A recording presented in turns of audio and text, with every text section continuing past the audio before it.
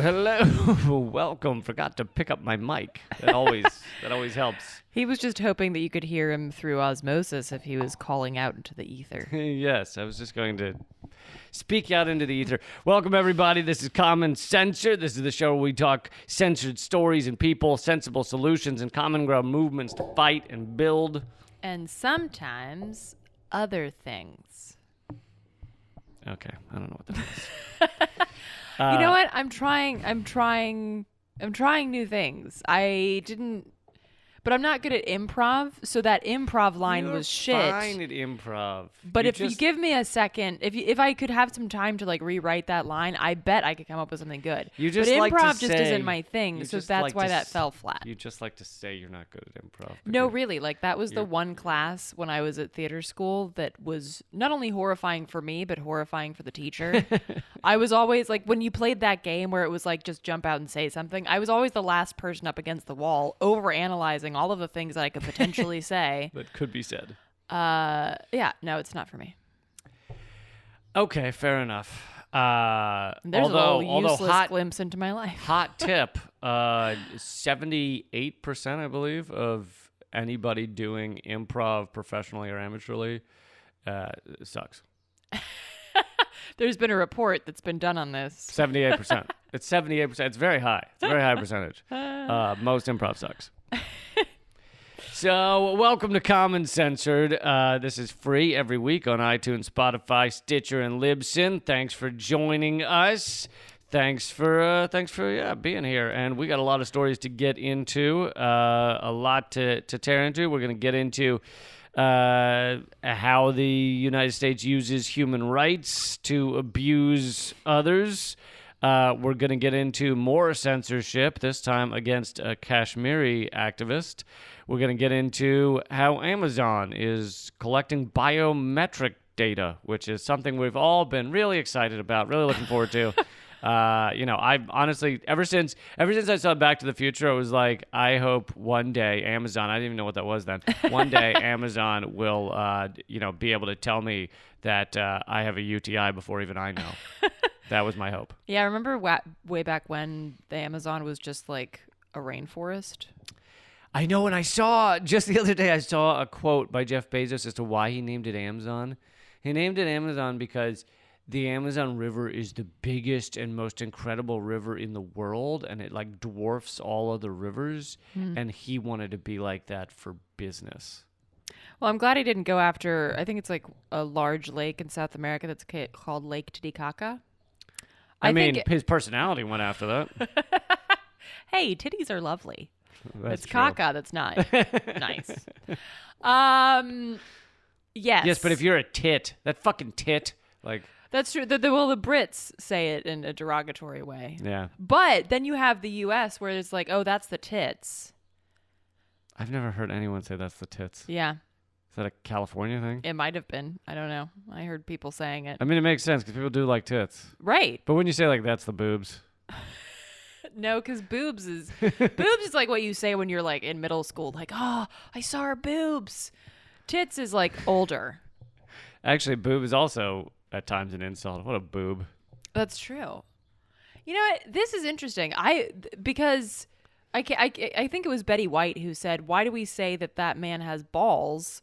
They're so fragile. You should say that he has a vagina because those can really take a pounding. Well said by Betty White. I believe she was 112 when she said that. Which was 30 years ago. Fun fact, she's literally older than sliced bread. Sliced bread true, right? Came about, yeah. Yeah. And like, I don't know when it was, 1920s or something. I love that. She's like a year older. That's wonderful. Anyway, but we digress. Do we? I thought this, I have on my notes, it just says talking about Betty White and vaginas. So, I don't know. But let's get into some of these stories. Take it away. Okay, so first off, I want to highlight something from last week, which one of the listeners sent a message to me about this. The fact that we did not mention on the last podcast the that the women who were murdered in Atlanta were sex workers. Someone reached out and said that they wanted us to include that. And so I'm mentioning that, but I'm also going to add some important backstory here that I think is important when we talk about like sex work in this arena. So I'm quoting here from an interview with Esther Kay, the co-director of Red Canary Song, which is a grassroots. Oh no, I'm sorry. This is from a different. My bad.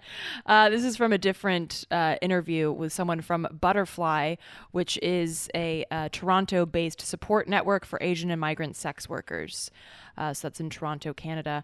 And they say that, quote, "I think we need to start off by saying that people working in massage parlors don't necessarily provide sexual services.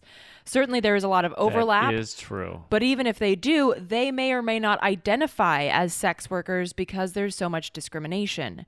So the first issue is that people make this assumption in the first place, which comes from fantasies about Asian women's sexuality.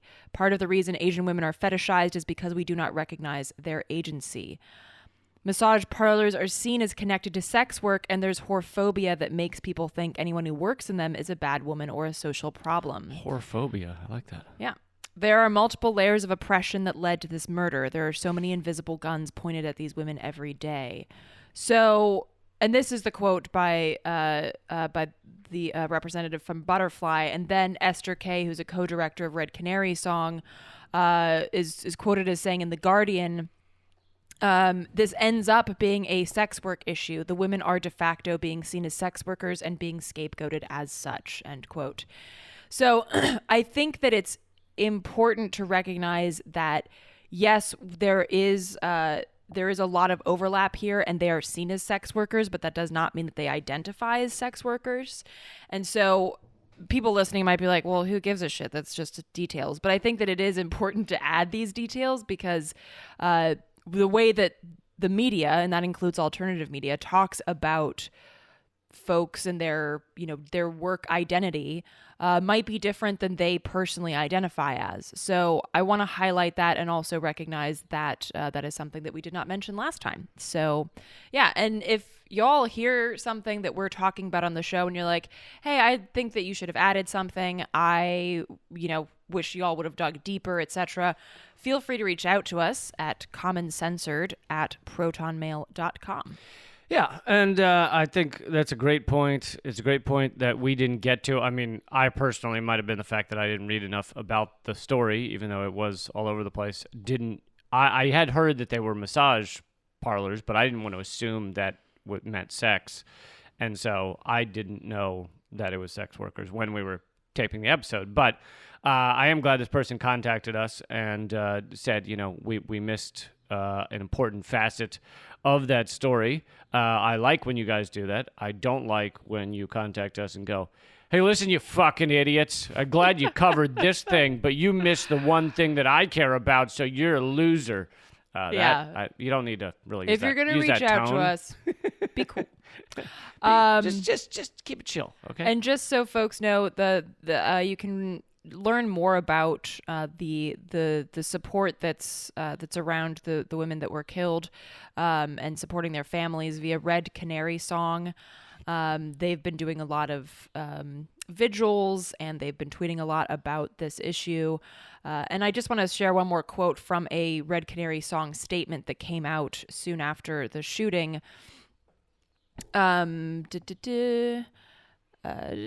Okay, quote, "The women who were killed faced specific racialized gendered violence for being Asian women and massage workers.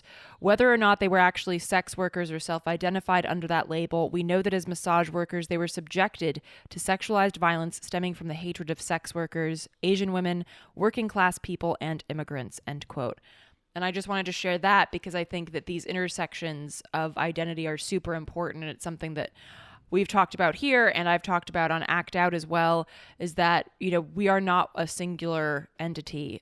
We all have overlapping and intersecting identities. And I think it's really important that we recognize that and that we recognize that in our organizing work and in our support work when we talk about acts of violence, but also about powerful, things like building power and building community and solidarity as well. Well said, well said. So moving on to the next story. I know we got a lot to get to, so I'm going to try and keep going at a clip here. Go. On to the Biden administration and their continued fucking horror show they're creating. Or rather continuing. Let's not pretend they are the first to do this shit.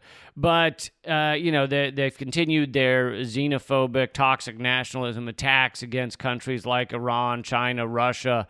The talks with China that happened in Alaska collapsed basically into fucking ridiculous name calling and shit.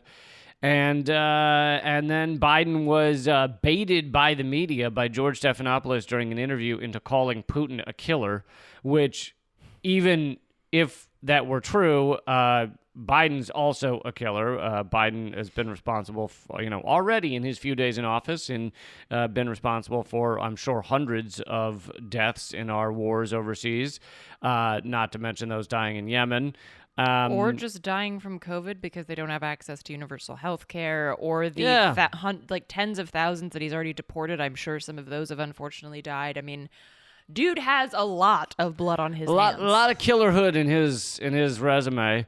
And even if all those things are true, that you got two killers facing each other from two separate countries, for the sake of diplomacy and maybe not obliterating each other with nuclear weapons, wouldn't it make sense to talk to them, in a rational way rather than name calling? Well, but no, that's not what America does. You don't see him calling, I don't know, the House of Saud, like the Saudi royal family. You don't see him calling them killers. Well, and that gets to the point which I will let you take it away here. So this is actually something that I saw that Caitlin Johnstone shared the other day, and it's actually a memo from 2017, but it's very remember the good old apt. days of 2017. Right. Pre-pandemic, everything was bliss, right? Yes, because we are goldfish and we have no memory. So basically, this is when Tillerson made a whoopsie. Rex Tillerson, former Secretary of State and former CEO of Exxon, because that's who you want in your Secretary of State position. Well, so this is why this memo exists, because this is a Politico article that says, quote, 3 months into his tenure as Secretary of State, Rex Tillerson alarmed veteran diplomats, read veteran intelligence agency, deep state assholes, with remarks that sounded like a potential shift in American foreign policy. The U.S., he said, should be careful not to let values like human rights create obstacles to the pursuit of its interests. So this is one of those moments where he said the quiet part loud. He said the reality out loud, and they said, oh, that sounds like a shift in American policy. No, it fucking doesn't. That is American policy. He just said it out loud. Right. You're not. And this is kind of the MO of the entire Trump administration, right? Like saying the quiet part loud, which made the deep state comfortable. The deep state wasn't. Uncomfortable. I'm sorry, uncomfortable. The deep state didn't dislike Trump because he's a racist, a fucking rapist, a complete hot mess of a human being. Cutthroat businessman. Right. They were fine with all of that, but he was just saying what the U.S. does, which they try to keep under wraps. Like, he was just honest about shit, and he was just laying it out on the table. So back in 2017, what happened was that the deep state and the powers that be were like, well, we better get Tillerson on track here. So as to how to lie effectively. Right. Basically. So it was the memo was written by Tillerson's policy aide, Brian Hook, and it reads like a crash course for a businessman turned diplomat, or not diplomat. I'm quoting from Politico again. He's not a fucking diplomat. Well, that's just sorry if I can couch this a little more. This is coming from Politico, which doesn't mean the memo is absolutely accurate. So it's not like they've created a fake memo, but Politico's job is to kind of support American empire. So the reason this article was written at all is to criticize Tillerson for basically telling the truth, although Politico's not going to use that terminology, and basically say, oh, dear God, the Trump administration is saying we might allow human rights abuses with allies. Like, So this is Politico's kind of the lens at which Politico sees things, which is basically a Hillary bot lens, pretty similar. So anyway, the reason that I'm bringing up this memo from 2017 is because the memo basically says the U.S. should use human rights as a club against its adversaries like Iran, China, and North Korea, while giving a pass to repressive allies like the Philippines, Egypt, and Saudi Arabia. Quoting from the memo here, quote, allies should be treated differently and better than adversaries. Otherwise, we end up with more adversaries and fewer allies, end quote. That's some poetic writing, don't you think?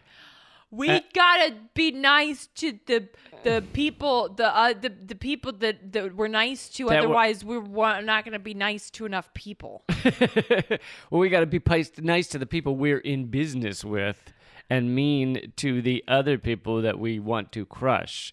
To continue a quote from this memo, the realist view, quote unquote, is that America's allies should be supported rather than badgered for both practical and principled reasons, and that while the U.S. should certainly stand as moral example, our diplomacy with other countries should focus primarily on their foreign policy behavior rather than on their domestic practices as such. But yeah, this whole memo was written to basically try and train the Trump administration how to effectively use this propaganda, how to use human rights as a weapon, how to weaponize human rights against the countries you dislike, and ignore human rights, so don't use that weapon, against the countries you are in bed with. Right. It's it's kind of like using claims of sexual deviance or of sexual harassment against your enemy, but then not caring about it if it's pointed at you. So Biden's a great example.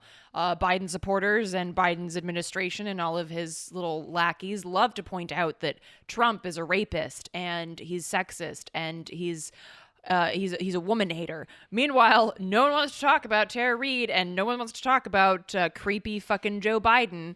Right. So it's kind of the same thing. It's like, well, when we can use it, when it's useful, this weapon of human rights, which weaponizing human rights is just as grotesque as weaponizing, sexual harassment or assault. Weaponizing human rights against people that we just don't like, even if there's no evidence of human rights violations, is really convenient. Yeah. And then we get to stand on this moral high ground that we've created while, Saudi Arabia continues the mass genocide against Yemenis. Our allies in the Philippines are killing tens of thousands of people in the streets for just in this absolute horrific rampage of a drug war. Colombia and Brazil murdering indigenous activists and indigenous people that stand up at all. Everything Britain's done. It's all horrific, but we don't call those to account. In fact, they've tried to claim that Maduro of Venezuela is a narco-terrorist, even though our own, DEA, if you look at the drug, commutes or whatever, drug transports, 70-some% or 80-some% are coming from Colombia, while Venezuela is basically non-existent coming from Venezuela. Right. Yet they're trying to claim Maduro is a narco-terrorist. So they use these things, and when they have to, they make them up. They used to use against China the fact that they surveilled all their citizens, which is pretty true. But then when Snowden's revelations came out, now you don't hear Awkward. that accusation against China anymore, because that would be not useful to the United States. So instead, they've switched to a false genocide that they've come up with against Uyghurs. And we've covered that a bunch, but it's when you don't have human rights abuses to use, let's make up fake ones. Right. And so basically, to wrap that up, the reason that I brought up this memo that's, now nearing on 4 years old, is because that is how this functions. And so whenever you hear about human rights violations in China, which, we covered last time because that is, of course, interconnected with violence against the Asian community. But anytime you hear about this human rights violation over there, and ask yourself, What is it that the U.S. wants from this country? Why are they highlighting this? Because again, no matter what we're talking about, whether it be the Second World War or anything, the U.S. never gets involved in a battle for the reason of upholding human rights. The U.S. doesn't fucking care. It's built on genocide and slavery. So human rights is just not something that the U.S. thinks about. So anytime you hear some politician standing up there lambasting fill in the blank for human rights violations, dig deeper to find out what they actually want from that country. What is it that country is doing to stand up against the United States? So a couple of quick notes before we move to the next topic. We have switched our Patreon to LiberaPay. So if you'd like to become a member and support this show, you'll notice we have no ads for anything. We have no sponsors. It all comes from you. If you would like to even just donate $1 an episode or something, that's easy to do at LIBERAPAY, liberapay.com/Lee Camp, or go to liberapay.com and search for Lee Camp. And you'll find that there with the various tiers and everything. But Patreon was not the right fit for us for Common Censored. So we've moved over there. And please, if you're a patron of patreon.com/actout, stay there. Thank you. Yes, but if you're a patron of Eleanor's separate podcast, please don't shift away. And actually, speaking of that, do you want to talk about the special DVDs? Sure. So if you're a patron, and again, you can go to patreon.com/actout to become one. There's a limited run of Hard Road of Hope DVDs, which is my documentary. So if you're a patron, award-winning. If you're a patron, then you get early access plus free shipping of the DVDs if you want. So there's a post about it that's available for patrons only. So if you go to patreon.com/actout, become a patron, you can check out that post for more information. The DVDs will be available for general sale on April 1st, but not with free shipping. So you get a little perk if you become a patron. Just saying. And maybe signed if they ask nicely. Maybe signed if you ask for it. But here's the thing. I will sign it, but I don't know that everybody wants my fucking scribbles on their DVD. So if you want a signature on the DVD jacket, I'm happy to do that. But if you want the art without any scribbles... There is no one joining your Patreon that doesn't want your DVD signed. That's not true. It is true. That's not true. It's true. Okay. Let's see. Couple of quick other things. ArtKillingApathy.com is where you can grab all of Eleanor's work. Common Censored at Proton Mail is where you can email us and give thoughts or topics you'd like to see covered. And I know you love when I put you on the spot on the podcast. Where do you stand on a live stream Sunday? Okay, yeah, it would need to be at 8 or 9 p.m. Eastern. So keep an eye out. Sunday, we'll do a live stream, but we're not certain of the time. That will be at youtube.com/Moment of Clarity, but I will send out an email later about that. Okay, let's move on to This Week in Censorship. I feel like we need to have a segment with a little jingle this week you in hang censorship. Out with Graham Elwood too much. You're turning into the game show, dude. Oh, yeah, maybe. This Week in Censorship. This Week in Censorship is brought to you by fucking Twitter. It can go fuck itself. By the way, Graham Elwood and Lee Camp have a rad podcast called Government Secrets where you will learn a lot of scary shit and cool shit. Some real learning going on there. Some real learning. Real learning. The more you know. Okay. So this shit is fucking abhorrent, and we this is a call to action, so please help out, y'all. Yesterday, the Twitter, I sound like my father. The Twitter has suspended. The inner tube's done cut off my favorite programs. All right, that's not what he sounds like. Do a Brooklyn accent and you're closer. I can't. You can't? Come on, you lived there. I'd fuck it up. Okay, so because you lived there, you're not gonna try. I lived in Williamsburg, where there's no one who grew up in Brooklyn there. Everyone there came to Brooklyn from Ohio. 5 years earlier from Ohio, yes. Okay. Yeah, that sounds like LA. Anyway, Twitter has suspended Kashmiri journalist and filmmaker Ifat Ghazia's account at Ifat Ghazia and her podcast, the KASH, the Cash Pod, caving to right-wing interests and silencing Kashmiris who live under Indian occupation in the most militarized place on earth. That's right, Kashmir is the most militarized place on earth. Explain a little bit about her and about Kashmir. So Kashmir, a lot of people don't know about Kashmir. It is because it's considered by many to just be part of India and or Pakistan. They've kind of like split it in half. But Kashmir is its own place. It's nestled between India, China, and Pakistan, and it is a beautiful. I've never been there, but I've seen pictures, and I'm good friends with Ifat, who shares the beauty and the resilience and the power of this place known as Kashmir. But it is the most militarized place on earth. There's more, as she puts it, there are more military men than dustbins in Kashmir. It is oppressive. One of her earliest memories that she shared with me was her village burning down, being burnt by Indian military. And one of her first visual memories is the image of burnt pages of the Quran floating on the air. So it's horrifying. It's horrifying what's going on there. It's also bizarrely horrifying that this is not an issue that's brought up.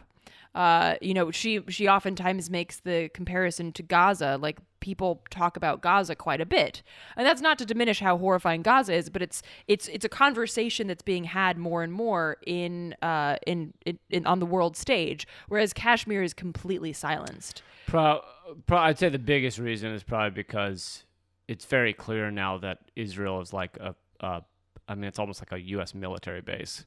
So because this is between India and Pakistan, we Americans would like to be like, well, that doesn't have anything to do with me, so fuck it. Right. So, so this is, I mean, the human rights violations that are ongoing in Kashmir are grotesque, and it's something that Ifat has covered both in terms of storytelling with her podcast, the Kashmir Podcast, also as a filmmaker. She created a documentary about Kashmir, which is incredible and powerful, and she released it when she was 19. So the work that she does is vital. You know, it's the storytelling that allows us to see what life is like for Kashmiris so that we can become more engaged and do something about it. And so Twitter's ears perked up and they go, activists doing vital work? That sounds like a good thing to shut down. So basically, several right-wing Indian, accounts and people pushed Twitter to shut this down.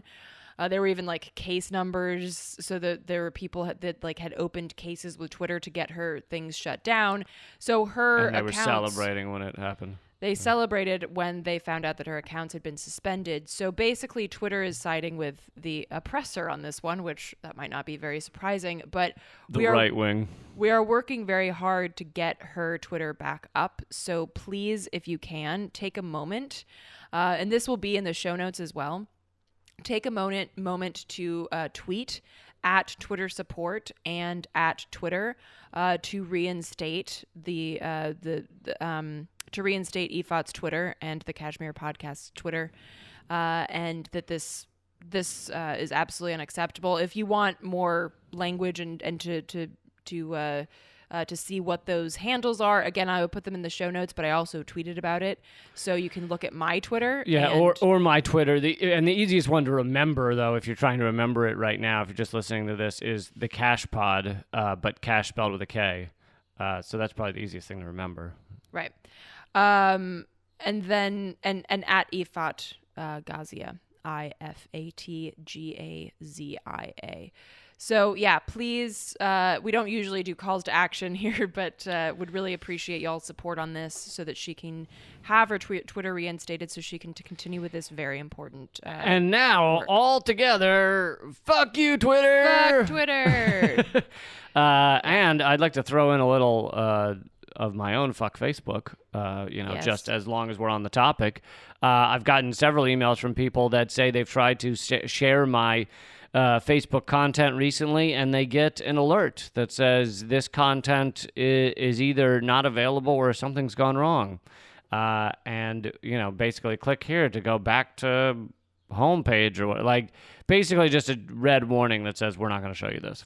And this is not, when I would get emails like this from other people, it usually was like one person, so it was clear that like something on their end had gone wrong.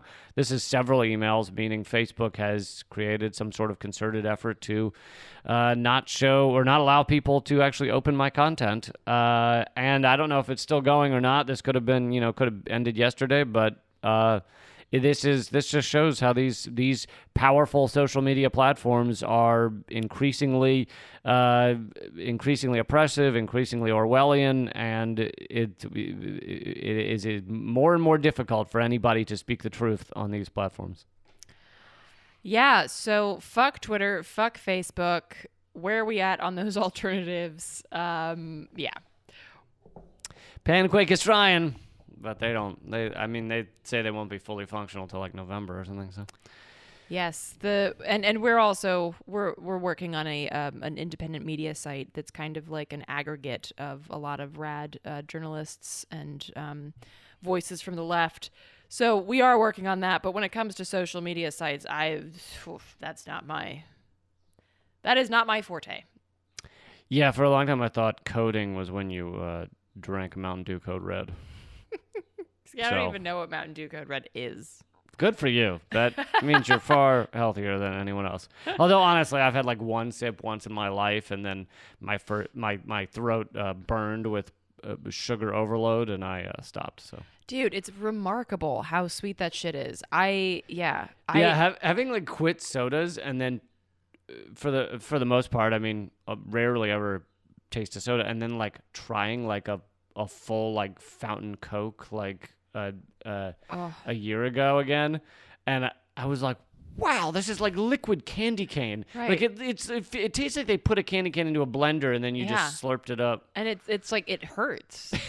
Yeah, it's bananas. Anyway, so check out my Twitter, check out the show notes for information on that call to action, and thank you in advance for shaming Twitter.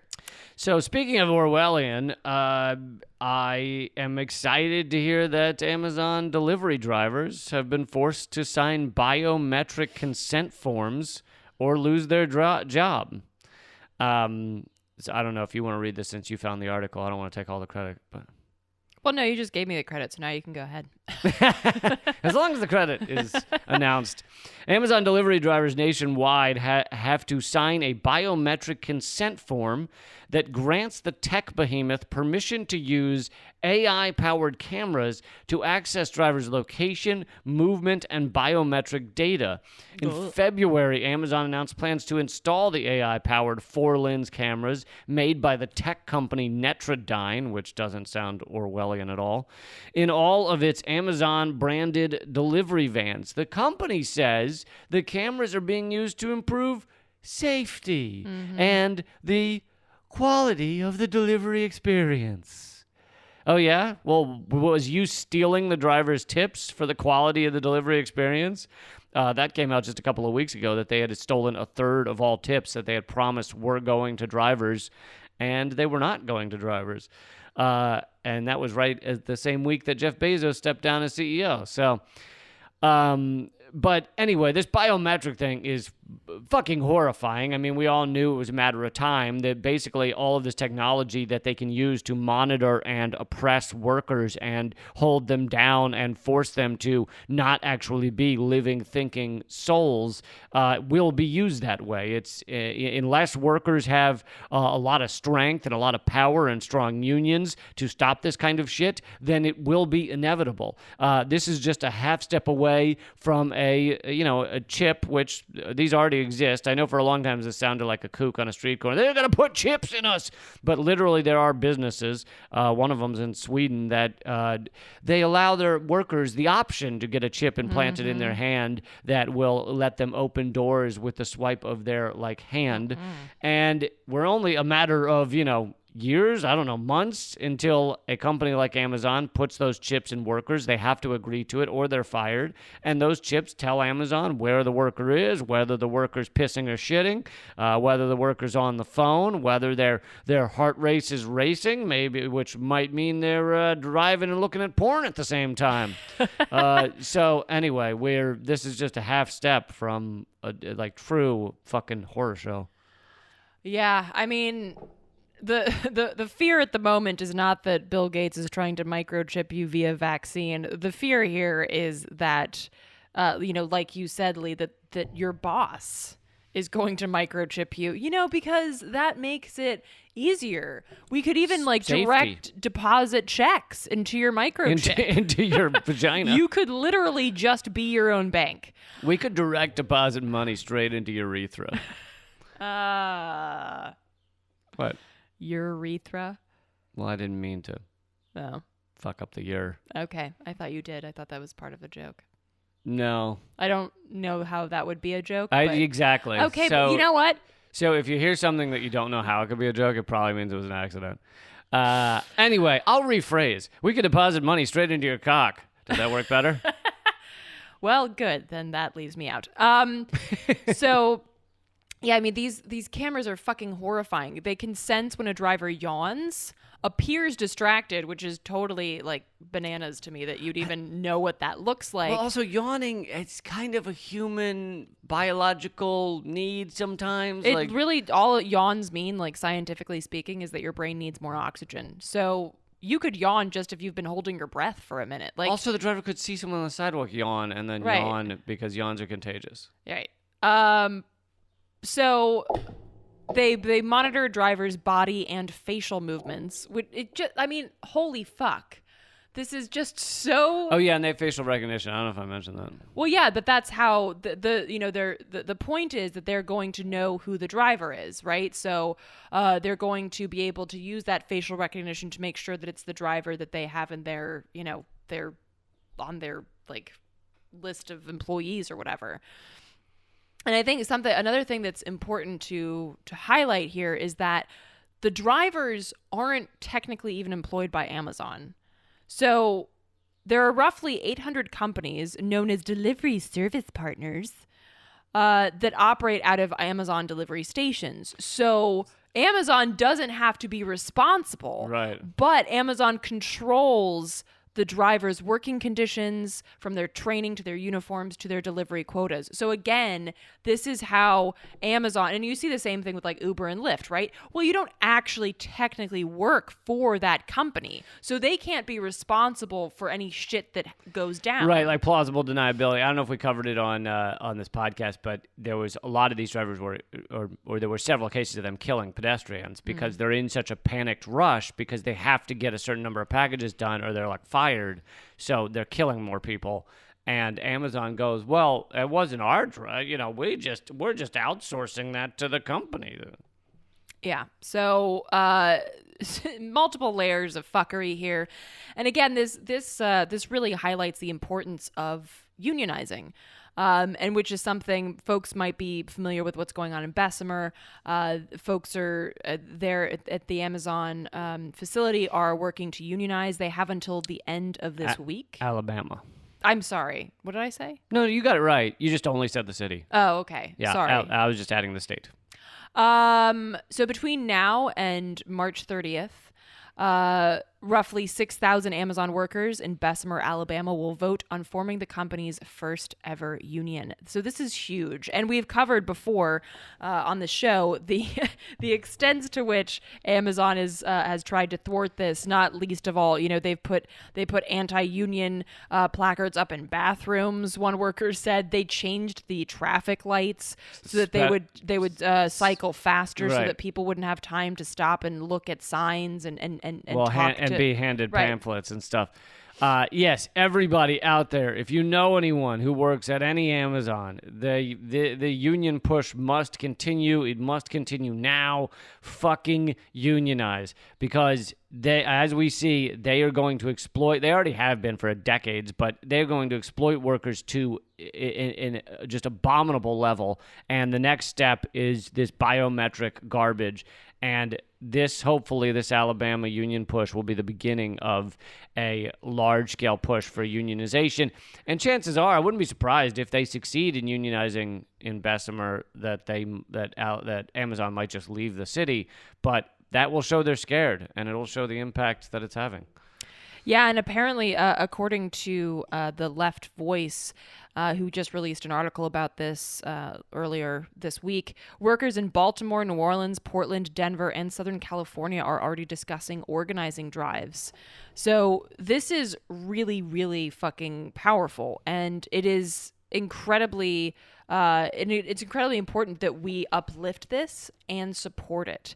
So the Retail, Wholesale, and Department Store Union, RWDSU, says that they've heard from more than 1,000 Amazon workers around the country regarding the issue of unionizing.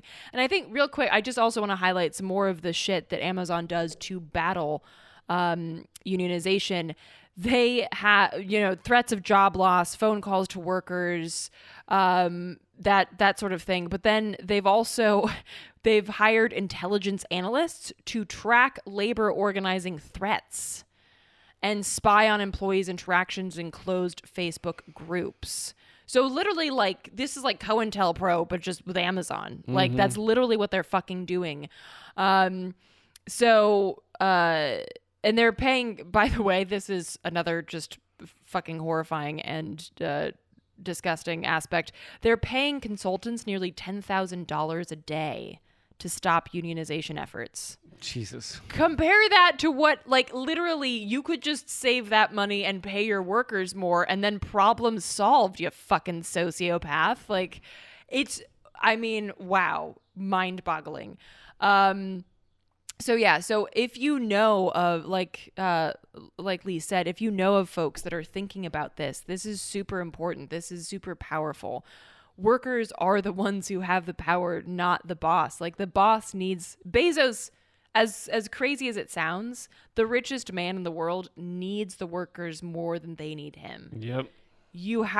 This is why workplace organizing is so scary. That's why he's willing to pay, anti-union, Pinkertons fucking $10K a day to stop it because he realizes the power of it. So recognize that. And whether you work at Amazon or not, recognize the power of workplace organizing. And as we've learned with Amazon, with Walmart, with a lot of these companies, they impact so many other businesses and companies that are outside of them. So just because you work somewhere else doesn't mean that you're free of the impacts of having someone as powerful as Amazon. Amazon might buy up your company just to get rid of it, to get rid of competition.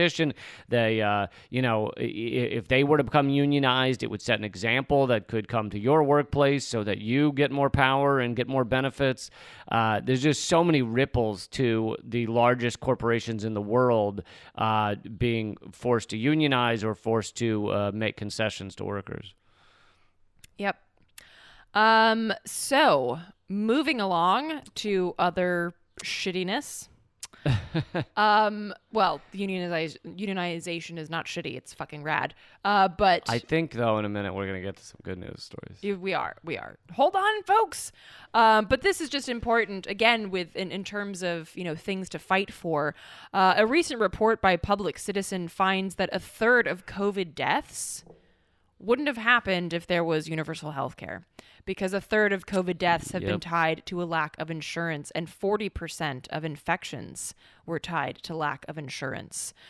So despite having less than 5% of the world's population, the U.S. has had 25% of the world's confirmed cases and 20% of the deaths. Wow. Okay, hold on. It's incredible. That is so fucking bananas. And we are the richest country in the world. Because and I think some people go, well, but getting a COVID test is free and getting the vaccine is free, so Why is universal health care going to matter in this situation? It impacts, the biggest thing is it impacts the way people behave.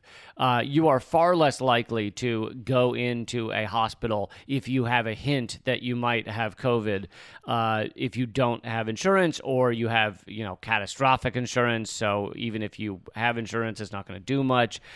So a lot of people across this country will not go get tested, won't go to a hospital. They just stay home and spread it to everybody. And then, of course, it has to do with treatment. A lot of people may find out that they have it, but they're still not going to the hospital. They're just going to tough it out because they know that if they go get treatment, that could end up costing them a lot of money. And so they quote unquote tough it out, which can mean they're more likely to die, more likely to spread it. So all of this is connected to the fact that we have one of the world's most catastrophic healthcare systems. Well, they're more likely to tough it out and still go to work because if they have if their health insurance is tied to their employer and they're one of those quote unquote essential workers, then they feel that they really don't have a choice. Look, I have to go to work if I want to keep my health care. So even though I feel like shit and will likely be a fucking super spreader, I am going to work because I have no choice. The other thing that's important to highlight is preventative care. A lot of folks have talked about the issue of comorbidity, which means that you have, it's not just COVID that kills you. You have some sort of underlying issue. Right. And preventative care in the United States is basically non-existent because no one is, if you're not even going to go to the doctor when you're sick, you're sure as shit not going to go when you think you're healthy. For checkups. The amount of folks that skip the recommended yearly checkups in the United States is astronomical. I personally don't know anybody who goes for a yearly checkup unless there's somebody who already has underlying health conditions that they know about. I do, but I get it at the same place I get my oil changed. It's an auto mechanic. He just gives me a quick once over. I hope he washes his hands. Tough to say. But boy, do you, never mind. I was going to say something, but it was a little too graphic, I felt. Please don't. Okay.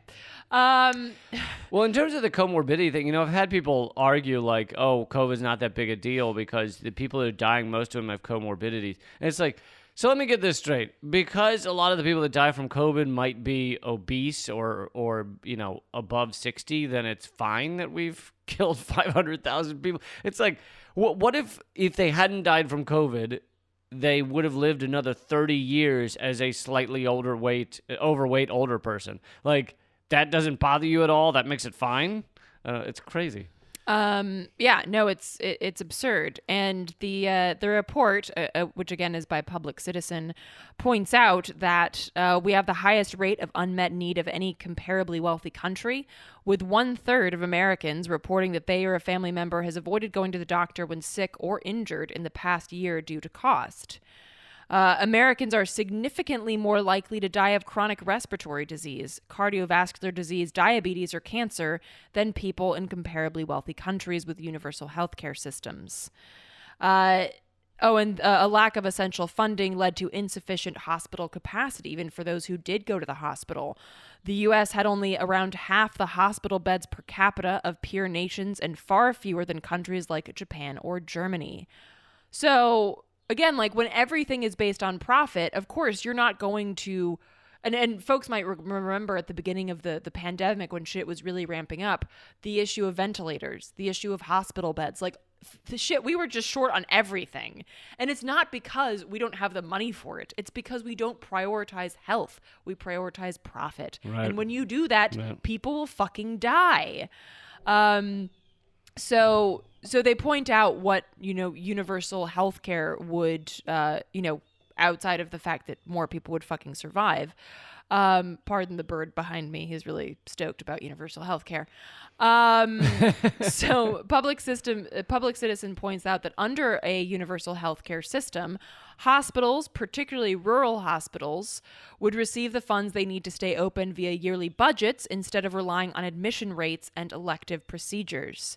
This is huge because when I was doing a bit more work on the universal healthcare issue a couple of years ago, the rampant closure of rural hospitals was like astonishing. They were closing like a fucking bar in a dry town. It was remarkable. And it's not because there's not need. It's because these other parasitic companies and corporations like insurance companies have found ways to exploit these smaller hospitals to such a degree that they can't afford to stay open. Then there's also that, investors, what venture capital has found out they can buy up small hospitals and basically, chop them up for parts and make a lot of money. And so they're closing mainly for those reasons, because nowhere along the way is there someone in power saying, well, what if we just stay open to help people? Like that Right. that conversation doesn't Conversation's exist. not happening. Well, there's a lot of people out here in this rural area that need help and can't drive 5 hours to the closest hospital. Like, that discussion is never had. It's only, how do we remain profitable? How do we make the most from this? Yeah, it's really grotesque. So again, that the need for universal health care has never been greater, and it will only become greater.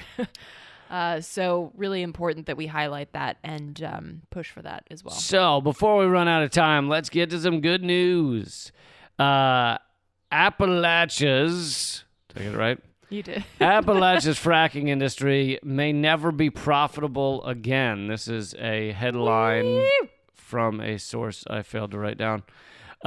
It's clear that we need to stop natural gas production to, I think it might have been Guardian or something, to avoid the worst effects of the climate crisis. But a new report from the Stockholm Environment Institute's U.S. Center and the Ohio River Valley Institute shows that there's another reason companies should stop extracting shale gas in the nation's Appalachian region. Expanding drilling is not even likely to be profitable. That is great news. I think it's also important to tie into that a new report by Rainforest Action Network that shows that in the past 5 years after the Paris Agreement was adopted, the world's 60 largest private banks have pumped over $3.8 trillion into the fossil fuel industry. I don't know what that number means. I just know that it's a fuck ton. And so this is great news that, it's becoming public that, that fracking in the Appalachian region, which, by the way, is the second most biodiverse region in the world, that is no longer profitable, but also at the same time understanding that big banks are they're doubling down on this bullshit. And they're like, fine, well, we've got trillions of dollars to throw your way, even if it's not profitable. So while it's very important that we highlight that aspect, that it's not profitable, understand that it's going to take a lot more pushing and convincing. They're not going to just see that report and be like, oh, okay. Right. And so I'd say that report shows how crucial it is that now is the time to stop and slow down these pipelines. Because if you can just slow them down, if you can just get in the way, if you can just cause them to spend a few extra months trying to pluck people out of trees, in tree sits, and spend a few extra years in court, they're increasingly realizing that there's not enough profit in the fracking to continue these lawsuits, to continue putting in this infrastructure. And so it really is just trying to slow it down long enough that they increasingly realize they can't make a fuck ton of money from fracking. Yeah, absolutely. And another story that really highlights the power of continued pressure comes from Texas. Inova LNG has been canceled. If you don't know what that is, that's totally cool. It's a bit niche in the fracking world. Quoting Becca Hinojosa, who's worked on this issue for the past many years, she tweeted yesterday, quote, "Inova LNG is canceled. Today's victory is the result of 6 years of tireless efforts of the Rio Grande Valley communities in Texas who have attended hearings, protested banks, and more to protect their health, coastline, and climate from Inova LNG's proposed fracked gas project." Now, this project... LNG stands for liquid natural gas. This project was an export facility. And basically what the importance of this, because folks might be like, oh, it's not a pipeline, so it's not that big of a deal. It's a bigger deal in some ways than a pipeline, because with regards to profit, and this is from a press release from Sierra Club, quote, the oil and gas industry has made their interest in export facilities clear as a pathway to drive new markets for dirty fuels. So, and that's kind of a nice way of saying that the fracking, the oil and gas industry sees that domestic interest and domestic need for fracking is pretty low. The only way to make bank is to export it to the world market. So these export facilities are literally like a meal ticket. They are a gateway to profit. And so combating these export facilities is vital. And there are 2 more export facilities that are still in the works in that area in the Rio Grande Valley. So that's something definitely to check out and stay up to date on, because these are fights that are ongoing. But I want to recognize and uplift the powerful work of these communities in fighting and killing this one specific export facility project. Yeah, really impressive. Huge win there. And let's just keep fighting these fucking pipelines that are pushing us towards extinction, and these horrible corporations that only see dollar signs. They don't see life. They don't see nature. They don't see anything else. It's just, where are the dollar signs? Truly repulsive sociopaths, because we have a socioeconomic system that rewards sociopaths. They are the ones that will dominate it until we change that socioeconomic system. Yep. But to close out here, thank you guys so much for listening and for being a part of this. If you'd like to be a member and make sure this show keeps going, go to liberapay.com/Lee Camp, liberapay.com/Lee Camp.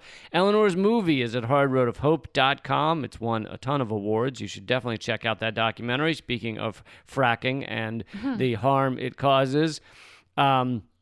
My book is at leecampbook.com, and you can email us at commoncensored@protonmail.com. We'll be doing a live stream this Sunday.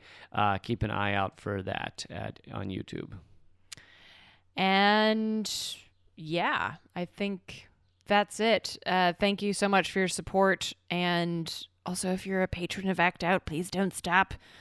And you can, up until April 1st, you can get a special on the DVD if you want. So check that out at patreon.com/actout. And yeah, until next time, Keep fighting. Act Out.